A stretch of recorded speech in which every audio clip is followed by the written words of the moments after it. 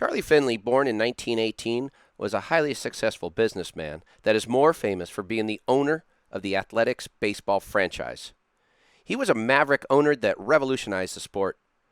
Charlie O. purchased the Kansas City A's in 1960, and little did he know there was a pitcher on his team that was just as much of a character as he was.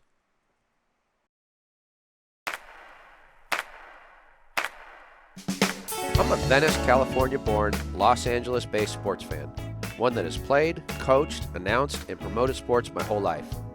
My love affair with sports started in my own backyard and has led me to this podcast. Thanks to the support of the Amateur Athletic Union in East Bay, I'm excited to bring you Sports Stories with Denny Lennon.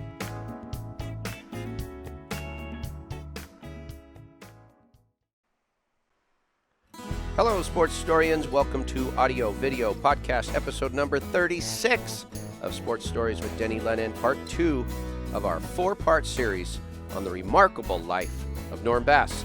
Hope everybody's doing okay. Hey, if you missed part 1, you of course can watch or listen to it. The link is on our website at sportsstoriespodcast.com.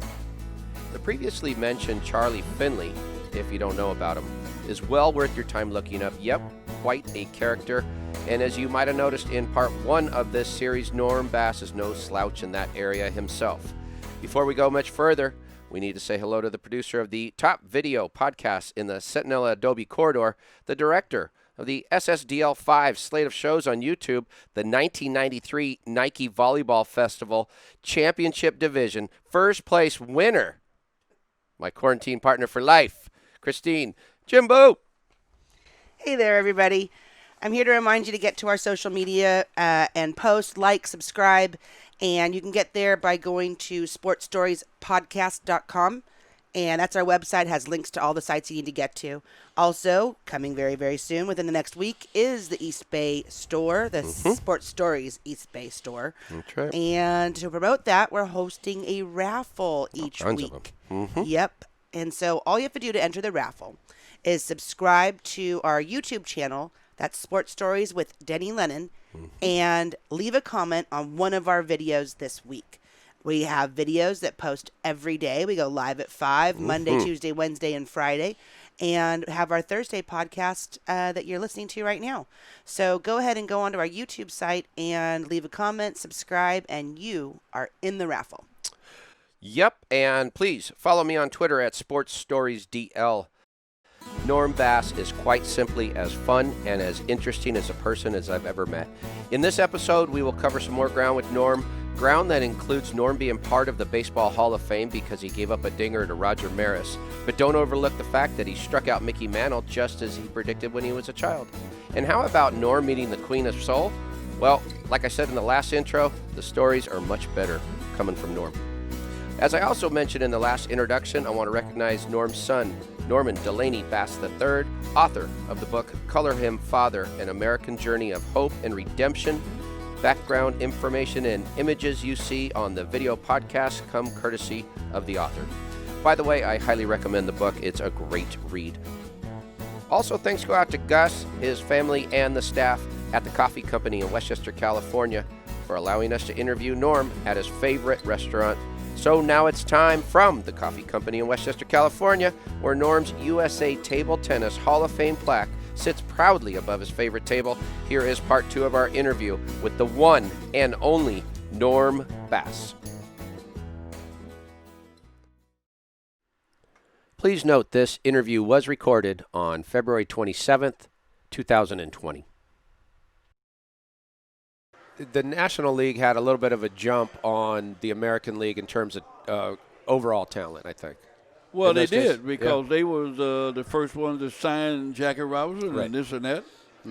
So a lot of the American League came around late to that. You know who was the last team to get a black player in the American League? Probably Boston. Yeah, Boston Red Sox. It's always Boston. Guy named Pumpsie Green. It's a common theme on my show. Is these Boston people. But you know who was the first NBA team to put 5 black players on the court? Might have been Boston. Boston again. Yeah. Yeah. Well, that's because Red liked to win. Yeah, he wasn't interested in what you look like. Yeah, he was more interested in winning than anything. So tell me a little bit about being up in now you're living in Kansas City, obviously full-time, And I read somewhere where you're throwing over 100 miles an hour at this point. I had it up to 100. We didn't have. There wasn't no guns. How did they? See, I had an easy motion, but when I got about right here to here is where my speed was, and the batter was kind of relaxed a little bit, and that ball would jump on him. I didn't throw hard back here. I threw from here to here. And this is where you would learn a curveball. Different guys showed me how to throw a slider and this and that. Joe Nuxall showed me how to throw a slider. A guy named Bob Shaw used to show me how to throw a curve, and I didn't know. See, when you're growing up in Vallejo, there was nobody there that was professional. Mm-hmm. They didn't Makes show. sense. They couldn't teach fundamentals. I didn't even know how to put the foot on the rubber to pitch, man. What? I had it straight away. You're supposed to have it. You're supposed to lift it and turn it. Yeah, sure. I didn't learn it. So when I learned that, the fastball got that much faster. Wow, of course it did. Yeah. Isn't that something? I didn't know about a jacket. You're supposed to wear a jacket when you get through pitching. Yeah. But when I went to spring training, I loved the bat. I could hit. Right. And when I first pitched in one of those exhibition games, they told me to go out in the outfield and shag balls. I said, what about the bat? What about, he said, pitchers don't hit down here in spring training. I said, what you mean? I'm mad now. So I'm out in left field fussing, and one of them old dudes heard me fussing. He wouldn't got the manager. The manager said, young dude out here think he's supposed to hit, and he's out here fussing his butt off. And so they got on the microphone and they called my name. They said, Norm, come up to hit. We're in a game. I came up to bat, and all the people were looking. I hit a ball on top of the palm tree. Yeah, just got lucky and hit it on top of the palm tree. And that day on, all the pitchers batted. Yeah, I changed all that. Wow. Now, so what's really interesting is you're a big personality, but so is this Charlie Finley. And it's right around this time he buys the Kansas City A's. And now, for those that don't know who Charlie Finley is, he's probably one of the most influential owners in the history of baseball. Yeah. He's like a maverick type of guy. He eventually introduced the designated hitter, night games to the World Series, but he also had all this crazy stuff going on to bring ticket sales. Well, he tried to put monuments in center field, graves and all that, because the Yankee Stadium, they got graves out there in center, but it's big. And he wanted to do the same thing. They wouldn't let him. So he had a bunch of little kids dressed up like shepherds, and he put sheep on the other side of the fence, and they would be up there with the sheep, and he would paint them green, red. He would do all that stuff. It's hilarious. What I could ascertain is he liked you a lot because you were self-assured and confident, much like him, and he took a liking to you, and he really seemed to. But I also got along with his kids. I was only 22, and they was right around about my age. I used to play catch with his oldest boy, and he couldn't play, but I used to play catch with him, and we were real good friends. So he liked all that. He had a zoo out behind left field or something like that? Huh? Like he'd have animals out behind left field for people Well, to he had the sheep up there.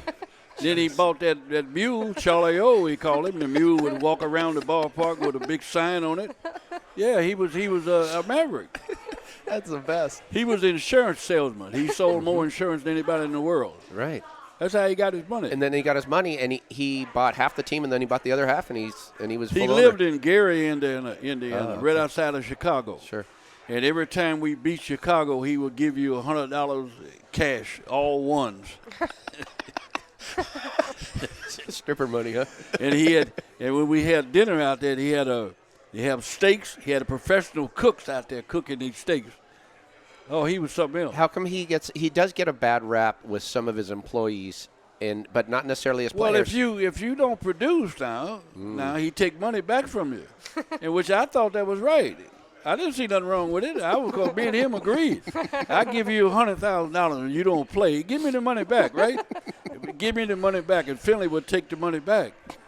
And that's a no-no, because the union come in there and these guys get $30 million a year. Next year is still guaranteed. That wasn't true with Finley. He upset your manager, though, Joe Gordon, right? Oh, yeah. Because he basically was telling Gordon, I guess, to pitch you? Well, what had happened was Joe Gordon was respected as a renowned manager, and he was the manager, and the general manager was known also. They determined that they was going to send me to the minor league, and they wasn't going to let you have to pitch You have to, in order to make the team, you got to be there more than 30 days. I see. After 30 days, they send out who they want to send out, and that's the roster. And 29 days had passed, and I hadn't pitched yet. So Finley said, I want to see him pitch. So I come to the ballpark, and there's the ball sitting on my locker, on my bench, on my chair. That means that you are the pitcher, but they didn't tell me that. I was up all night, pissed off, going to the nightclub. I don't drink, but I'm playing music all night because I'm getting ready to go to the minor league. I go to the ballpark, and I'm pitching. I'm really pissed off. So I get in the game, and at this point, no pitcher on our team had won and went the distance yet. That particular game, I went the distance. Gave up 2 runs. Who would you pitch against? Minnesota. Okay. I gave up 2 runs. And they still was going to send me out. And so Finley said, wait a minute. This the only guy I got can win a game. Why would you send him out? He don't know nothing about strategy. But because I had an option, they got a thing called an option. If you are called up to the big leagues and don't make the team, they got 3 options to send you back and nobody can get you. And I had options. That's why they were going to send me out, not because I couldn't play. Right. And so Finley overruled them, and they got into a feud with me. And I can imagine, and he's the owner. And I make headlines, and Bass gets one more chance. I ain't did nothing. And they said, so they said, well, we're going to let him pitch one more game and see what he look like. So they put me in the game in Chicago. I go 7. We got beat on an error. I pitched a great game. They couldn't say anything. And that went on for about 2 months. Then they said, well, we're going to put him in the game in Washington. I go out there and pitch a shutout. Jeez. So that went on. So I make headlines. So finally, when all that settled, that's when I realized I was in the big league. That's when the excitement came down. There's something that anybody's listening to this or knows you from the Y will understand. You're a little bit of a woofer. Oh. Yep. Now, I wasn't the first one, but I talk more than anybody that played, though. This is from your son's book. This was the time period when Junior became a draft practitioner in the art of talking shit. The element of woofing was nothing revolutionary, particular for amateur and professional Negro athletes. Riling and distracting an opponent with personal insults, needling and prodding an opposer to the point of fisticuffs was the ultimate goal. The roots of baseball smack had been firmly grounded in the Negro leagues. Where did this all come from? Is it a little bit of your childhood, a little bit of what you saw? Well, growing up, they had a thing called the dozens. The dozens. And that means that you talk about another guy's mama. Okay. And if you do that in the black race, you would get killed. Okay. But you also had to be this good to do that. And I was pretty good with this. Good with the fisticuffs. So it wasn't just the talking. I could handle this also. Sure. And I was bigger than most of them guys, so they had to take it.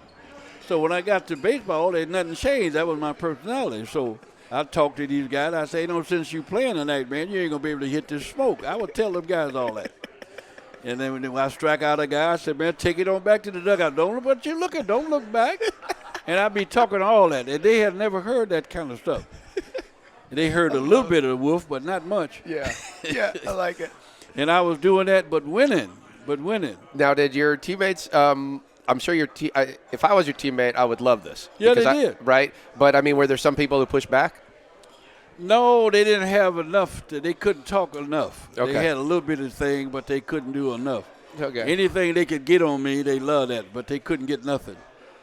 We interrupt this podcast to bring you a commercial.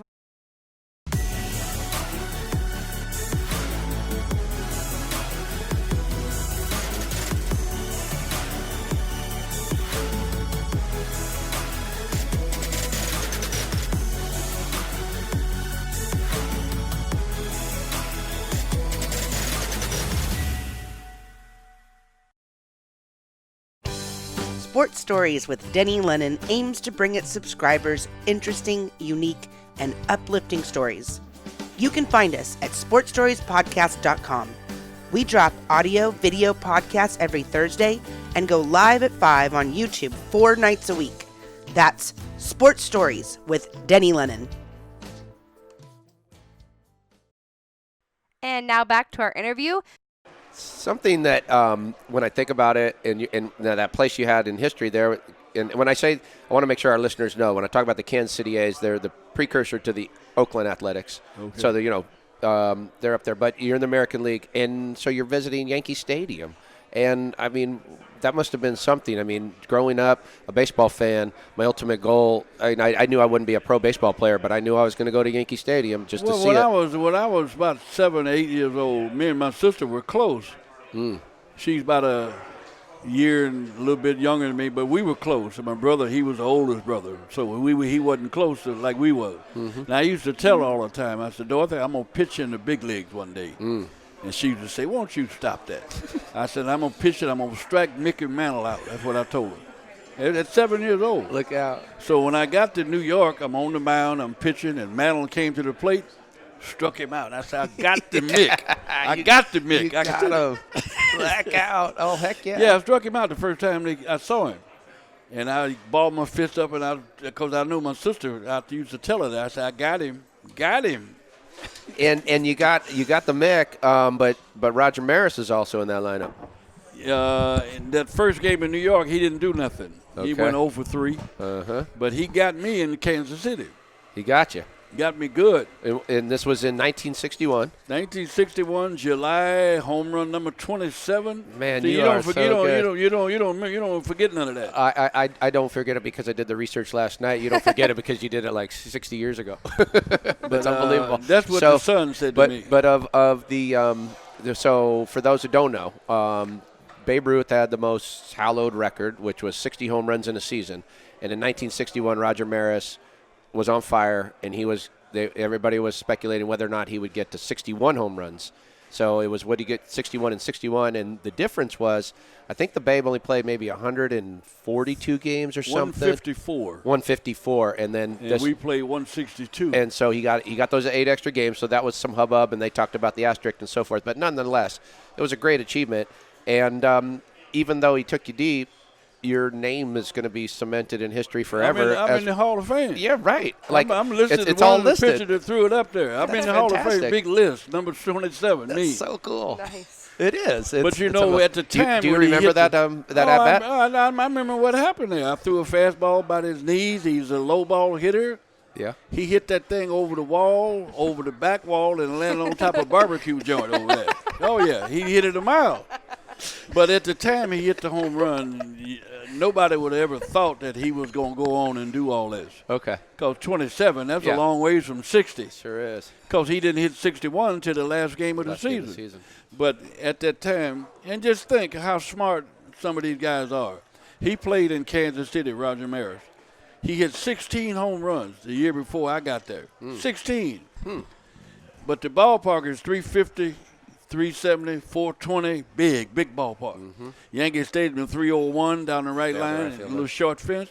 So they visualized if we take this guy, he's a pull hitter, and put him in New York, those fly balls will be home runs. That's right. And that's what they did with him. Okay. He was a warning track hitter in Kansas City. You know, he hit it, they catch the ball. But in New York, he was a power hitter. Only because the ballpark is small. Yeah, that makes sense. And he hit that last one, if I remember right, right over that 301 foot. Like the last Tracy one. Stollard was the guy That pitched that one? that threw up the home run. But see, I get letters from kids, fan mail. I get about 15 a month. And here it is 400 years later when I played. And the kids still write. I just showed you one. This is one here. Oh, that's what? Let me see. That's the fan mail letter. This is the one right here. Can I take a look at it? So this is when you're on the Kansas City A's, right? That's when they sent those pictures. They want me to sign them. Let's see. Dear And they Mr. write Bass, letters. I'm a big baseball fan. Yeah. So this is, let's see, 61, 63. So this is a current, so they sent this. They sent that to this week. And it's from Kingwood, Texas. It says, I'm a big baseball fan, a real big A's fan. I follow the team closely and know a lot of the history of the franchise and teams and players in Philadelphia, Kansas City, and in Oakland. So for those that don't know, the Athletics started in Philadelphia, then Kansas City, then Oakland over the years. Congratulations on your A's playing and pitching career. I know you played for Kansas City for 3 years, from 61 to 63. I was hopeful that you could autograph the enclosed baseball cards from me so I can add them to my A's collection. That's awesome. Those are the 4 pictures I showed you. I'd greatly appreciate it, and have also enclosed a stamped return envelope for you. All right. That's good, smart. Thank you very much for taking the time to sign them for me. And most sincerely, Michael, that's awesome, Norm. Sometimes I get a letter from China or Japan or somewhere in the world, but I average about 15 a month. And, I didn't play till the 60s, man. Yeah. And I'm getting these letters here from these kids. I signed every one of them. That is something. I grew up as when I was young, and me and my buddy at the time, we played a game called Stratomatic, and it represented every baseball team in the league on these cards, and you would roll dice, and the pitcher would oppose the hitters. And so if you rolled a 6, it would go to the hitter, and so it was 1 black dice and 2 white, and it really played out statistically, but it taught you the game of baseball. And I know that's how I learned rosters from baseball teams long ago. And I could only imagine being like a baseball fan like that. And then you go, okay, I could write this guy. It really brought you closer to you through to the game, and then to the person through statistics, which is at the heart of baseball. Well, they even send letters and want me to sign it this way. Norm Bass, number 27. Mm-hmm. Yeah. Roger Maris. They want me to sign that.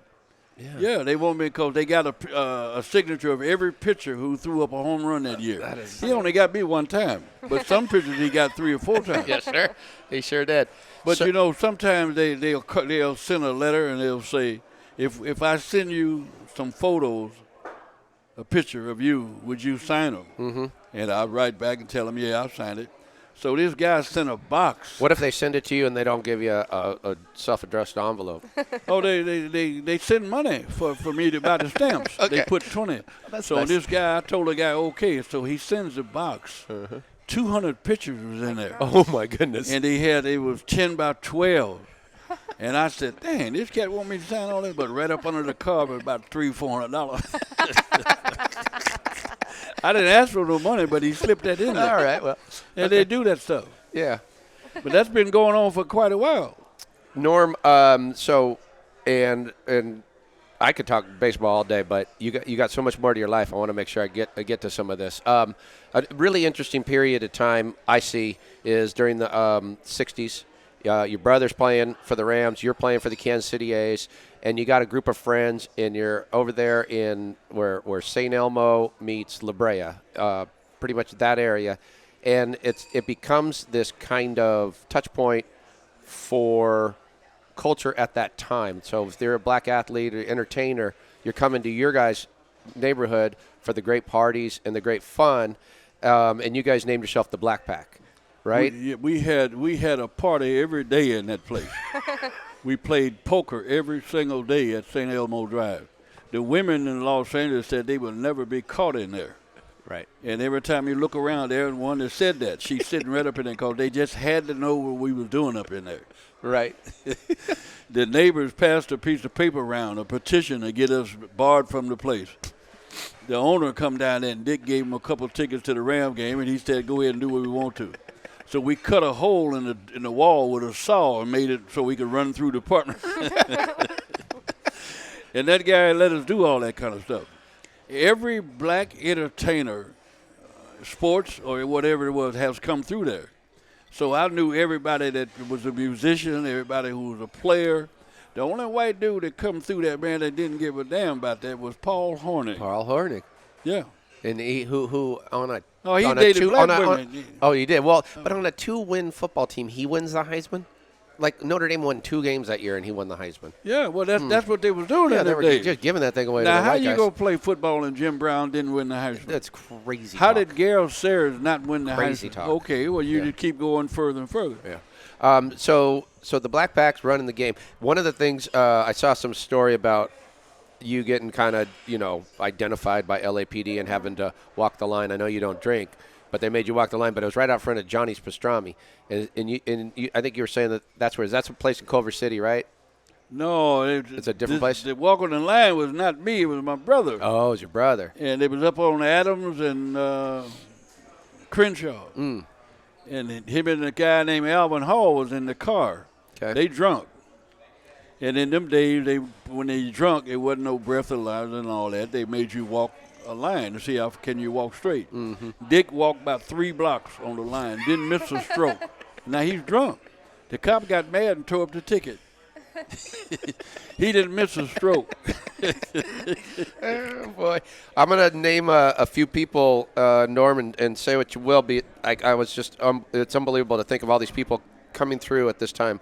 So, Wilt Chamberlain? Oh, yeah. We knew Wilt. Hank Aaron? Hank, I knew Hank in spring training. Red Fox. Hank offered me some money. For what? For one of the women I had down in Florida. She looked that good. He offered me some money. But Red Fox, we were just like that. Red Fox? And Funniest man I ever met in my life. Besides, he was a character, Red Fox. Wow. Yeah. So, okay, Aretha Franklin. Now you done started something. Okay, that's all right. We got time. We got time. No, I got time. no. If you got time. What you want to know?